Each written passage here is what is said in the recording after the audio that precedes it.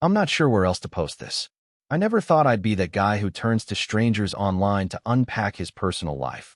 But here I am, half heartbroken, half furious, fully exhausted. Let me back up a bit. I met my wife, Malhun, when I was just starting out. Back then I was no one. Just Osman, son of Ertugrul, inheritor of a scrappy little frontier principality clinging to the edges of the dying Byzantine Empire. We didn't have gold, we didn't have status, and we certainly didn't have power. But what we did have was fire, passion, a vision. She said she believed in me, said I was meant for something greater. She looked me in the eyes and told me I would build an empire that would make even the Romans weep. That woman had a way of making you believe things. At first, it was perfect. We'd sit under the stars, planning conquests we couldn't afford yet.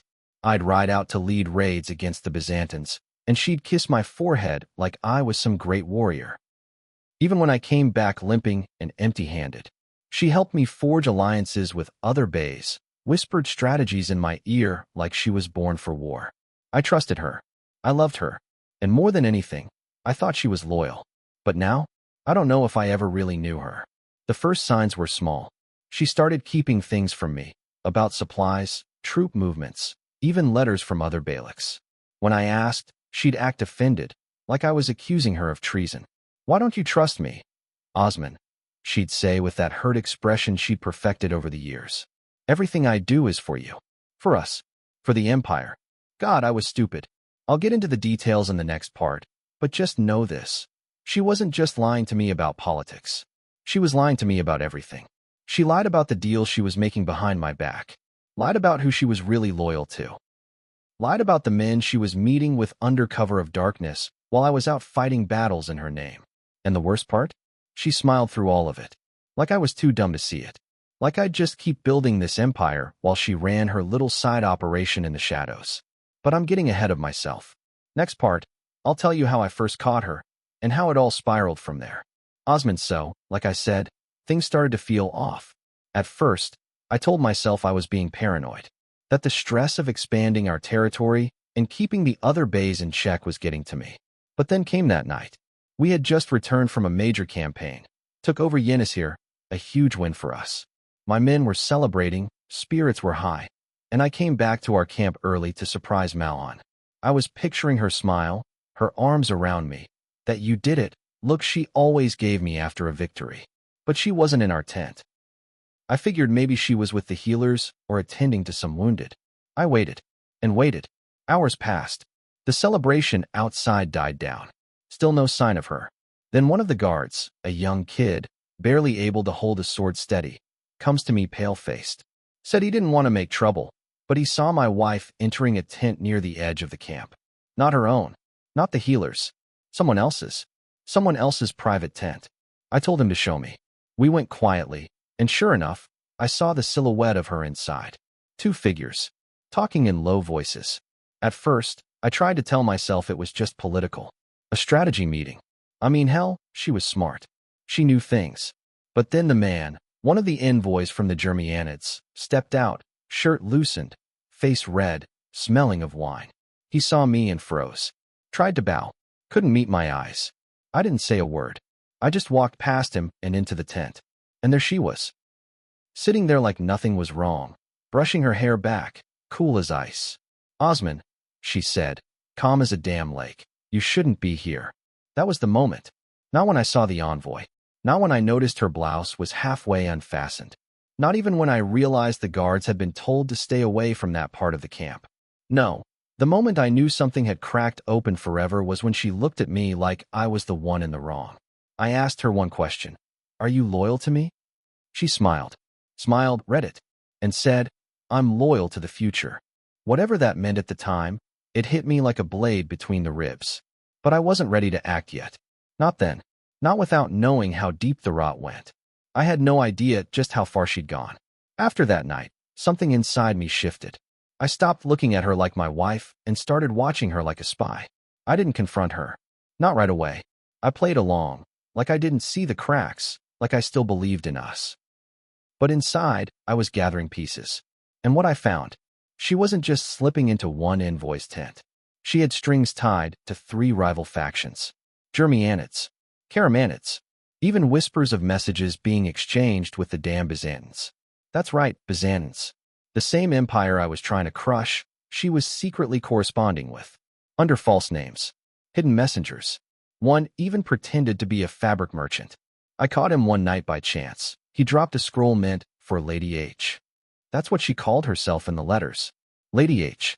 And guess what it stood for? Hurum. A name she never told me about. One of her aliases. One of many. I confronted her the next morning. I was boiling inside but kept it steady. I asked her, who is Hurum? She didn't even flinch. Just a character I use when I negotiate. It keeps people honest when they don't know who they're really dealing with. I stared at her for a long time. You mean it keeps me in the dark? She gave me this smug little half-smile. Not everything needs to be shared, Osman. That's how kings lose their crowns.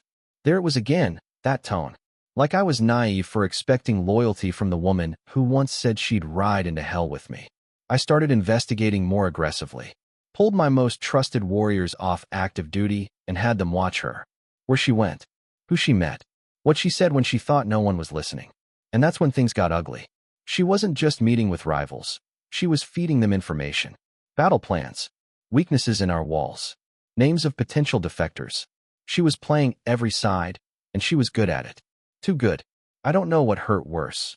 Realizing she was sabotaging my conquests, or realizing she had no intention of stopping. I tried to rationalize it. Maybe she thought she was protecting us, hedging bets, playing diplomat in her own twisted way. But when I saw her signature, Hurum, Light of the Crescent, under a letter describing my army as reckless, blind, and ripe for collapse, I knew. She didn't believe in me. She believed in power. And whoever had more of it, that's where her loyalty went. She used me to build the dream. And now that we were rising, she was cutting the ropes, hoping I'd fall while she floated free. I couldn't keep this quiet anymore. I'd had enough. After everything I'd uncovered, her secret name, her betrayal to rival Beyliks, her lies straight to my face, I finally decided to confront her in full. No more playing dumb. No more dancing around the truth. I spent the night with my most trusted men, laying out everything I had. Letters. Witnesses. A list of all the people she'd met with under false pretenses. I even had one of her fabric merchants locked up quietly, and he confessed to carrying scrolls from her to a Byzantine informant in Nicaea. The man was terrified. Thought we were going to flay him alive. I should have.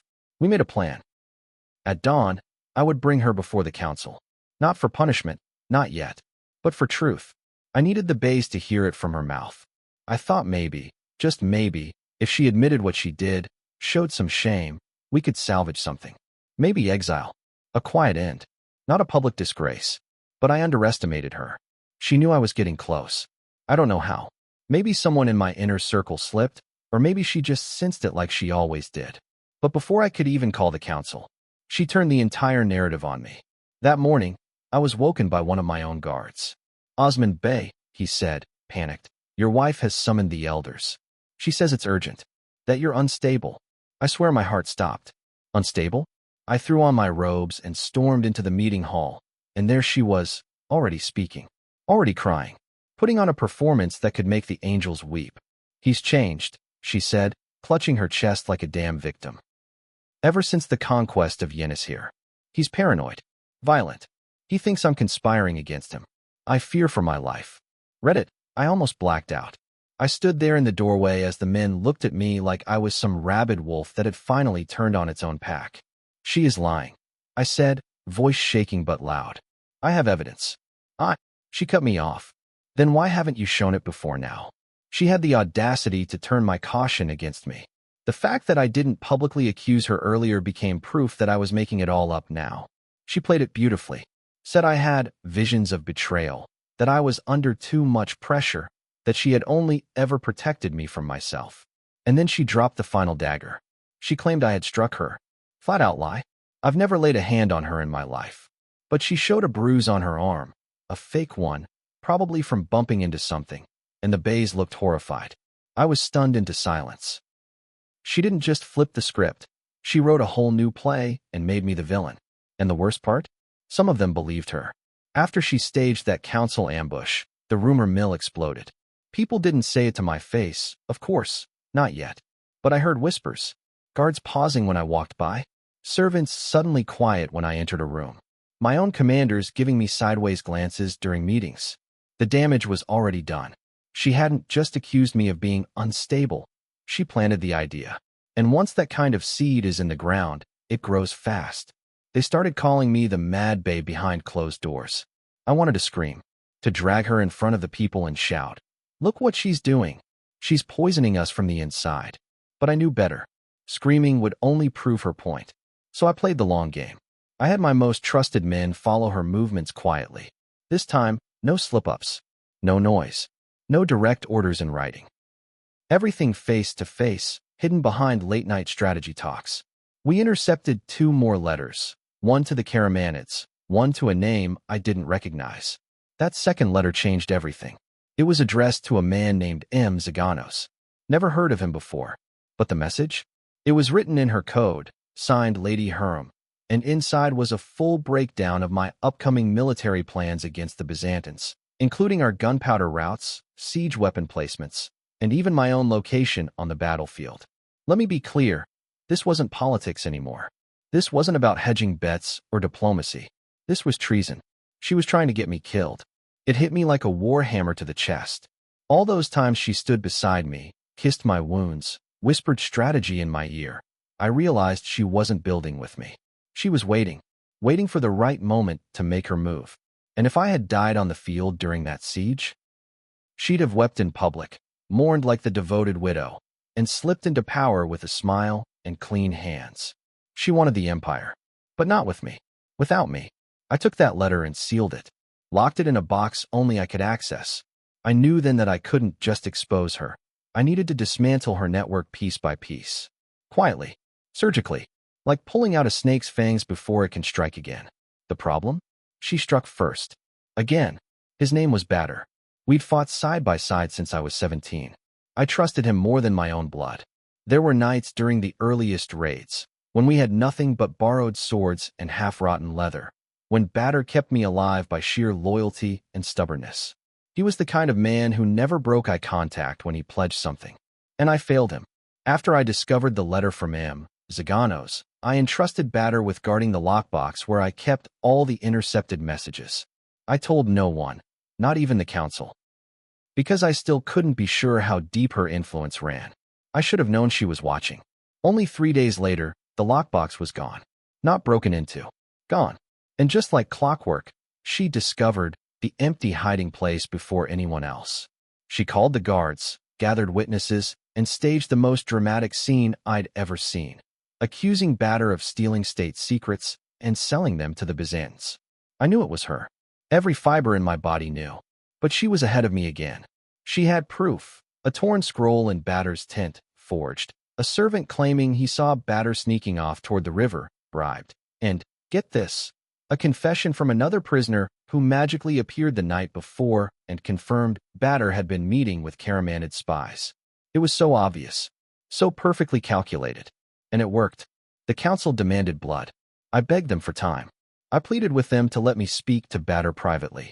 But the damage was done. They wanted to show strength, to prove we punished traitors swiftly, even if the traitor wasn't real.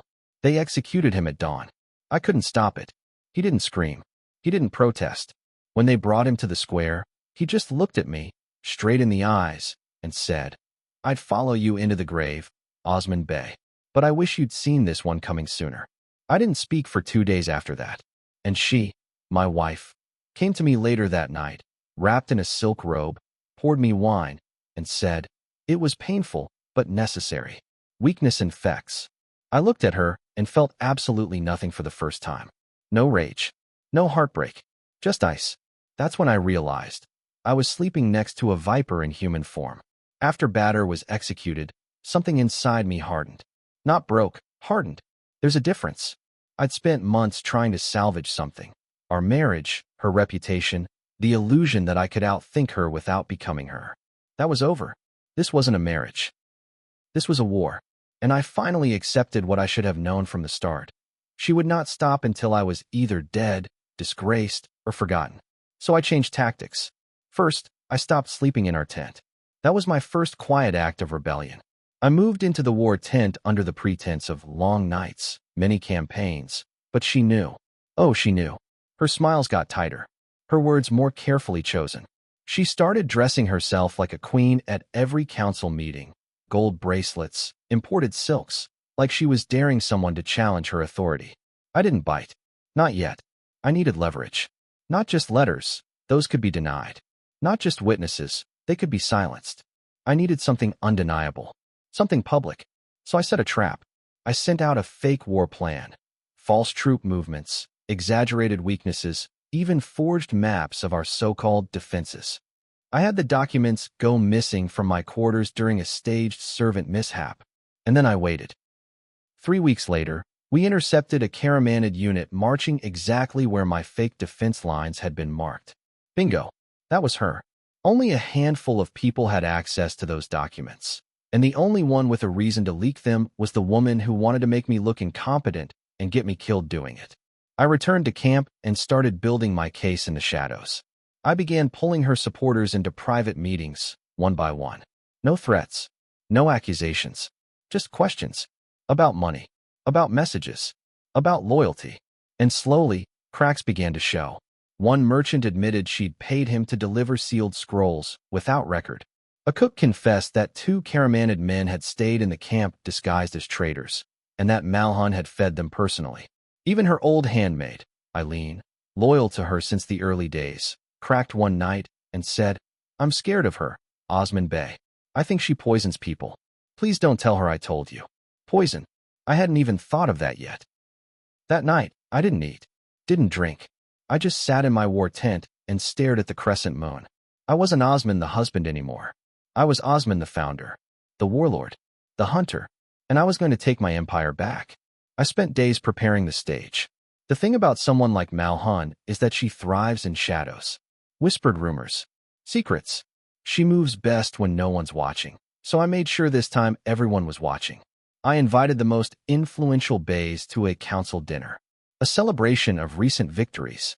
A show of unity, I called it. She loved it. Ate it up like honey. She strutted into the tent dressed like a sultana, her hair braided in gold, acting like she owned the entire empire. And for a moment, she did. But what she didn't know was that one of her messengers never left camp. I'd captured him 3 days prior. Promised him immunity and safe passage if he agreed to deliver one final scroll, forged by me, with the exact same kind of seal she used. It contained Osman's personal surrender to the Byzantines. An outrageous lie, but believable if someone wanted it to be true. She took the bait. During the feast, while the music played and goblets were raised, I watched her slip out of the tent. Right on cue. My guard followed her, silent, hidden. She met a cloaked figure just outside the camp wall and handed him the scroll. He rode off immediately. We let him go. That wasn't the point. The point was what happened next. I waited 30 minutes, then stood up in front of everyone and raised my hand for silence. I could feel the weight of their attention. The tension. Even she had returned to her seat by then, sitting next to me like she hadn't just committed treason. I turned to her slowly and said, "Malhan Hatton, I charge you with espionage against the Ottoman state. The evidence is irrefutable. The man you just handed a scroll to is under my protection. The letter has already been returned to this camp."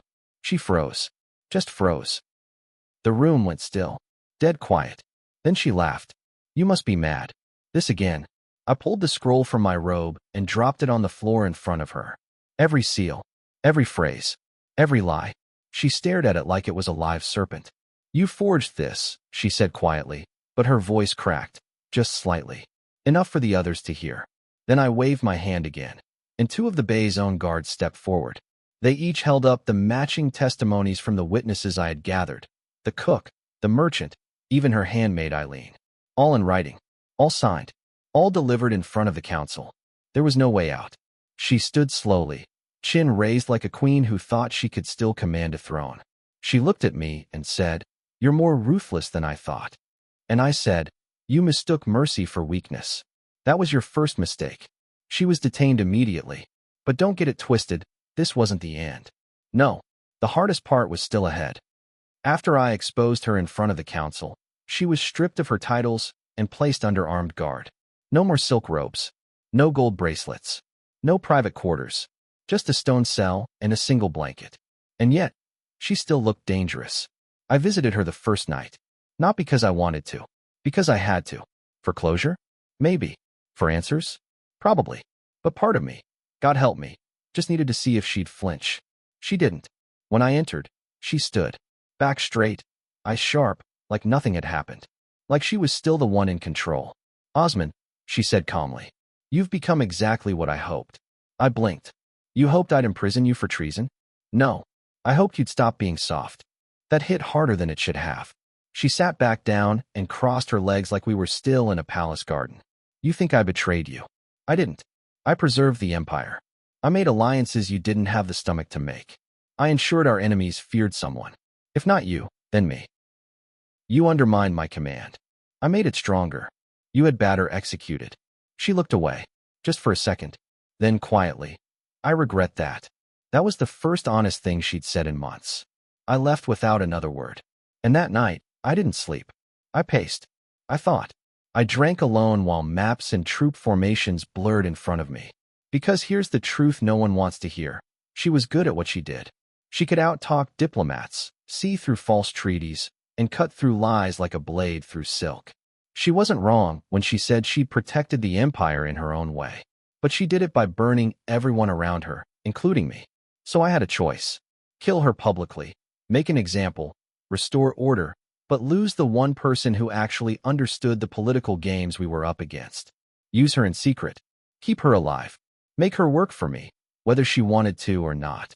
I hated that I even considered the second option. But I had just one question left. What's worse, trusting a traitor or destroying the one person who was smart enough to become your worst enemy? The next morning, I summoned my inner council. 5 men I trusted more than anyone still breathing.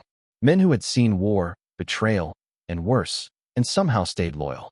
I laid it all out. No politics. No pride. She's the most dangerous person I've ever met, I told them. But she knows our enemies better than any of us. She's made connections. Unethical, yes, but powerful. I want your counsel. They were divided. One of them, Bay Sadet, slammed his fist on the table. She lied, manipulated, framed our brothers, nearly got you killed, Osmond. If you don't execute her, you'll look weak. You will invite another betrayal. Another, Bay Haroun, shook his head. Or you'll look smart. Ruthless in strategy, merciful in execution. Use her. She's a snake, yes. But sometimes you need a snake in your garden to kill the rats. I sat there in silence for a long time after they left. And by nightfall, I made my decision.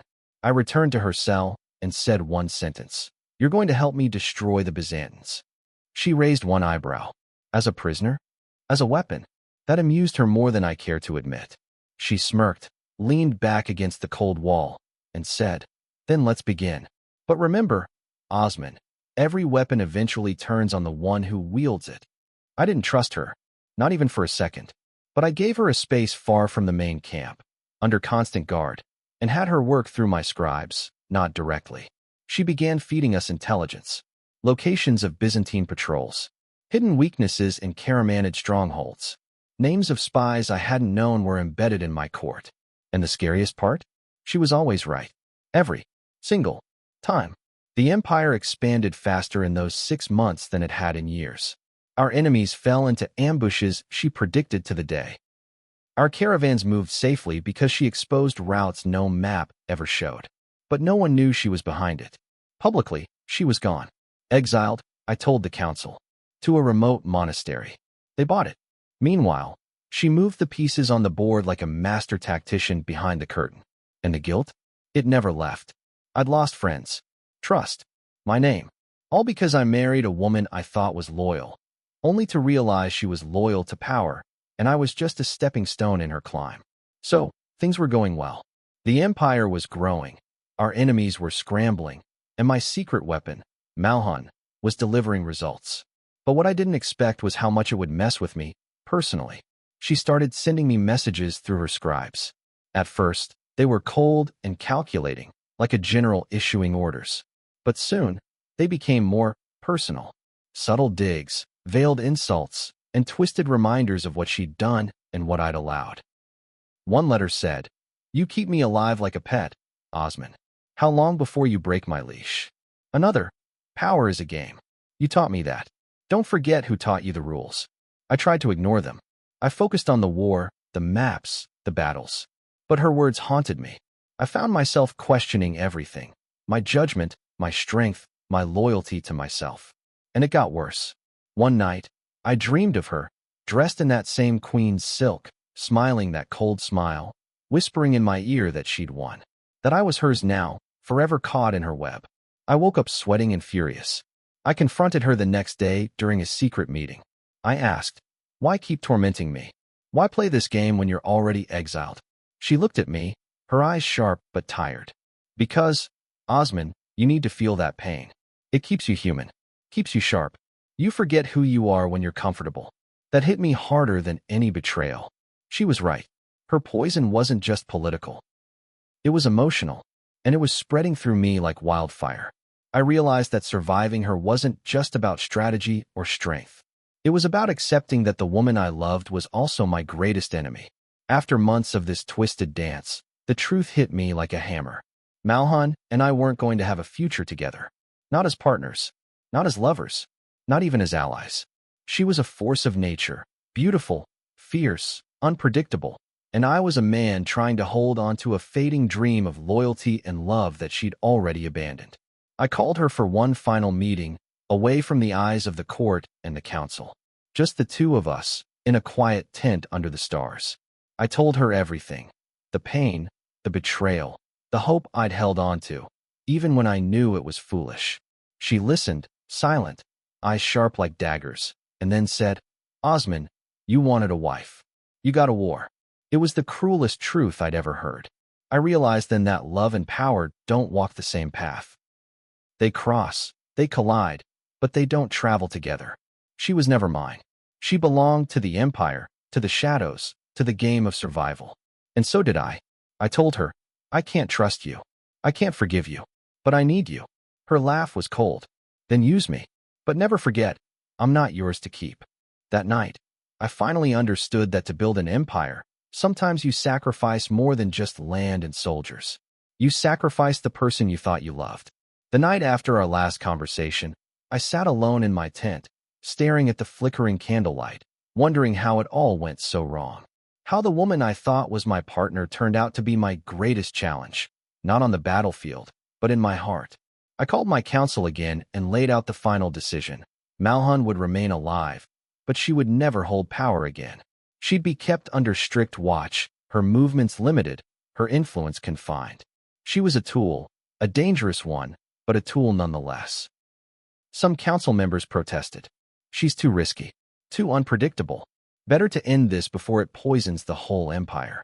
But I argued, if we kill her, we lose what knowledge and power she brings. We cannot afford that now. So, the decision was made. But in the quiet moments afterward, I felt a weight heavier than any crown, the weight of betrayal and loss. Malhan, once my wife, my confidant, was now a shadow of the empire, feared, hated, but indispensable. And me? I was left to wonder if the empire I was building was worth the personal ruin it demanded.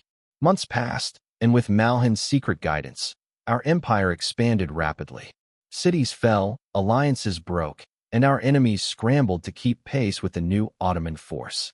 Our army was unstoppable, thanks to the tactics she devised, the spies she uncovered, and the ruthless efficiency she inspired.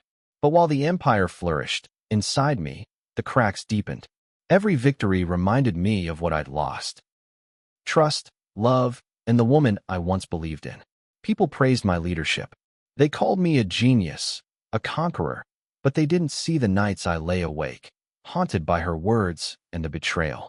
The truth? I was building an empire on a foundation of lies.